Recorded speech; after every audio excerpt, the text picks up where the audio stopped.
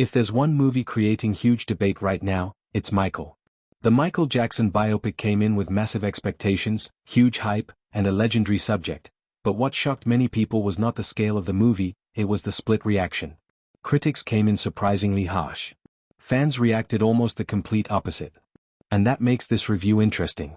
Because this is not one of those movies everyone agrees on. This is one of those films where the audience and critics seem to be watching two very different movies. First, let's talk about why critics are divided. A major criticism has been that the film feels too safe. Many reviews argue it focuses heavily on Michael Jackson's rise, his performances, his music and his iconic image, but avoids going deep into the darker controversies tied to his later life. That sanitized biopic criticism has become one of the biggest talking points around the film. And honestly, that's where a lot of the low review scores seem to come from. For some critics, this isn't just about filmmaking. It's about what they believe the film avoids showing. And that has affected perception heavily. But then you look at audience reactions. And it becomes a very different story. A lot of viewers are praising the performance of Jaffa Jackson. Many say he doesn't just imitate Michael. He channels him. The dancing. The stage energy. The look. The presence. That seems to be one of the biggest strengths nearly everyone agrees on. And this is where fans are defending the film. Their argument is simple. This is a music biopic focused on celebrating Michael's genius and performance legacy. Not a courtroom drama.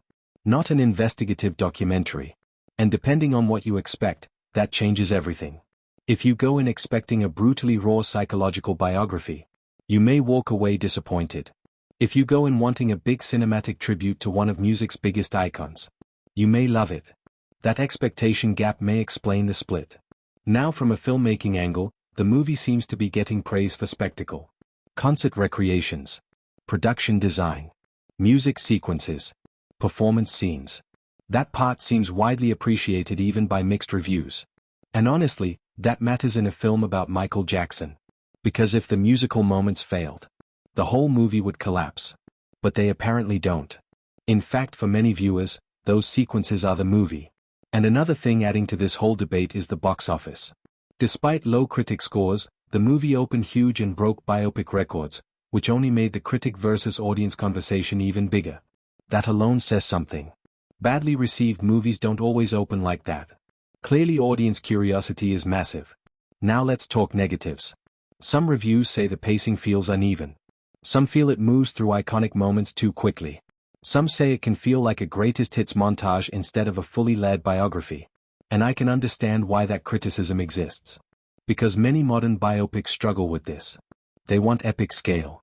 But sometimes sacrifice emotional depth. And this movie seems caught in that same tension. There's also controversy over whether the film plays too much like estate-approved storytelling. That criticism has followed it everywhere. And for some viewers that may be a deal breaker. But again, others don't care. They just want a powerful music film. And that divide is exactly why reactions are so intense.